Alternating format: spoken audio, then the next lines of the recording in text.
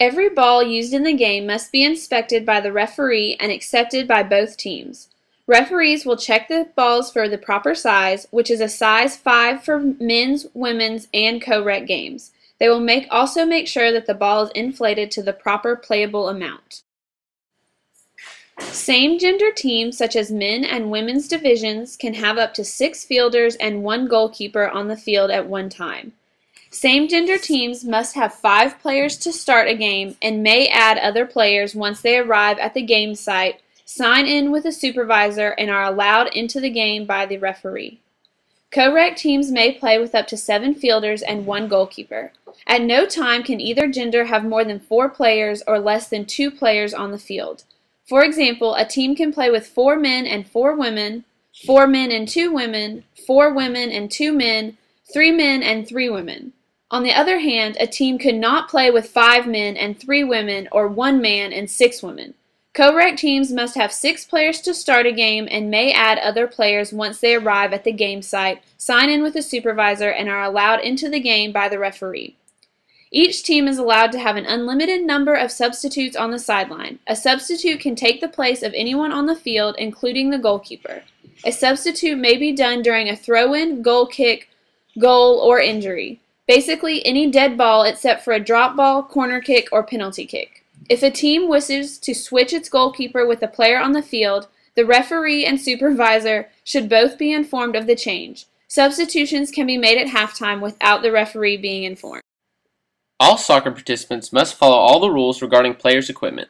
Participants must wear a shirt or jersey that has a number on the back in order for the referee and supervisor to identify you. The number should be given to the supervisor before entering the game. If Mercer intramural sports jerseys are used by participants, the player must have an undershirt that covers the entire underarm area. The goalie on each team is required to wear a shirt that is a different color of either of the team's main jersey colors. All players are required to wear shin guards. Styrofoam cups, plastic cups, newspapers, etc. are neither acceptable nor safe for players. Shin guards must be worn under the socks. Players must wear closed-toed shoes and may not have metal spikes. Cleats without metal spikes are both acceptable and encouraged. Players are not allowed to wear any type of jewelry unless it serves a religious or medical purpose. Soft materials such as ribbons or hair bows may be used to secure long hair. A player on the field who is wearing something dangerous or whose uniform is not complete can be instructed to leave the field and return to the field only when the referee agrees that the problem has been corrected.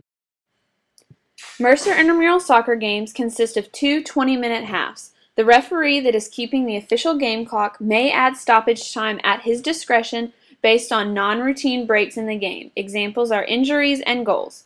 There are no timeouts and halftime will not exceed 5 minutes. A coin toss is used to establish the first possession and field positions for the first half. A captain from each team will meet with both officials. One of the captains will call heads or tails during the coin toss. The winner is allowed to choose which end of the field he defends. After the winner chooses a side of the field, the losing team's captain will kick off. Teams switch ends at halftime. A kickoff starts or restarts play at the beginning of a match, after a goal, and to start the second half or overtime period. All players must be in their own half during a kickoff. Only the kicking team may be inside the center circle. The ball may not be touched by the first kicker again until the ball is touched by another player. The ball must also first travel forward or laterally, but never backwards. This is an example of a correct kickoff. This is an incorrect kickoff because the ball never went forward. This is an incorrect kickoff because the original kicker touched the ball again before any other player. This is a correct kickoff, assuming the original kicker did not touch the ball again until it was touched by another player.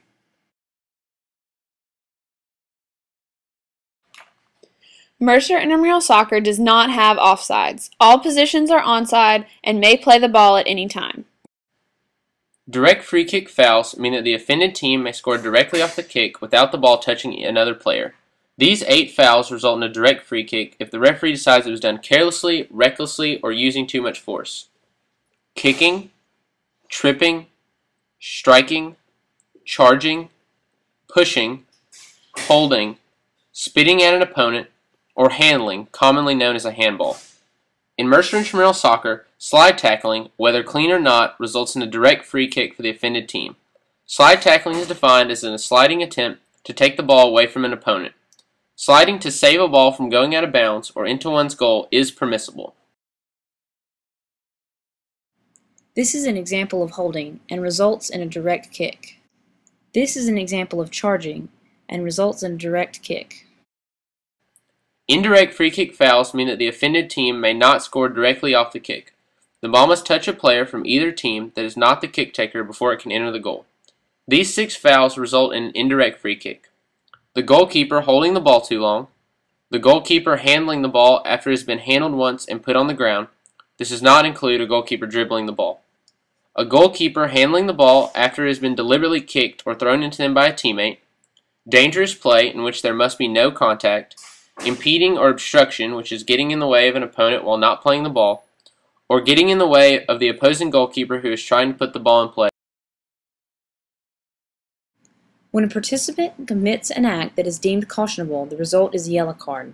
Yellow cards result from unsportsmanlike conduct, showing dissent by word or action, persistent rule infringement, delaying the start or restart of play, faking injury, and entering or leaving the field without the official's permission. If a player receives a yellow card, that player must leave the field and can be substituted for when they leave.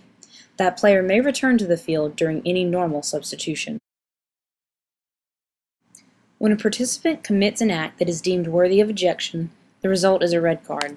Red cards result from serious foul play, violent misconduct, spitting at an opponent or any other person, denying an obvious goal-scoring attempt, using excessive, insulting, or abusive language and/or gesture, or a second yellow card.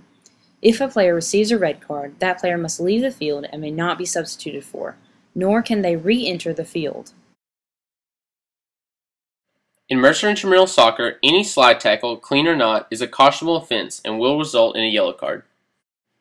Even though this is a clean slide tackle, it is illegal in intramural soccer and is an automatic yellow card. A free kick, whether indirect or direct, is the proper restart to the game following a foul or misconduct. Free kicks are taken from the point of the previous foul or misconduct.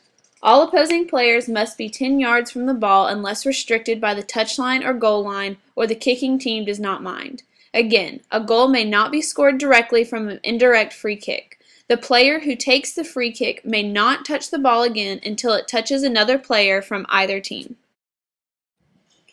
A penalty kick is the way to start play again after a defender commits a direct free kick foul inside the defending team's penalty area.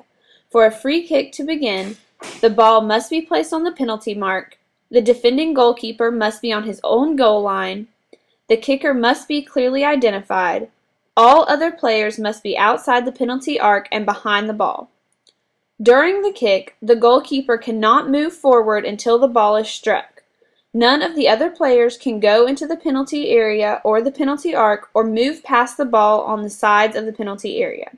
The shooter must take the shot in one motion without pauses. The penalty will be retaken if a defender does something wrong and the shooter does not score, an attacker does something wrong and the shooter scores, if a player on each team does something wrong, otherwise the result stands. After the kick is taken, the shooter may not touch the ball until it is touched by another player. If the ball strikes the goalpost, the shooter may not be the first person to touch it. In co-rec, either gender may be the goalie and there are no position requirements.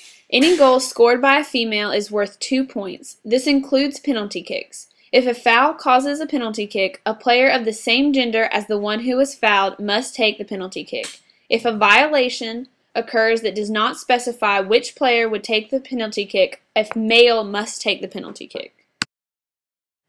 This is an acceptable penalty kick because the other players do not enter the penalty area until after the ball is touched.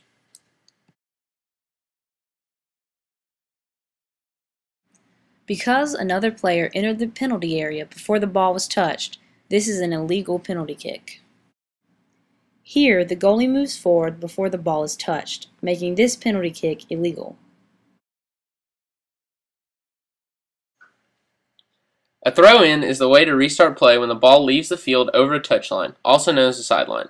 Throw-in must be taken at the spot that the ball leaves the field of play. The throw must do 3 things during the throw. Throw must keep both feet on the ground during the release. The ball must be thrown over the head from the back to the front, not side to side or backwards. and the player may not touch the line with either foot. If the throw is not performed correctly, the other team is awarded a throw-in from the same spot. If the ball does not enter the field of play or hits the ground before entering the field, the throw is retaken. The thrower may not touch the ball until it touches another player.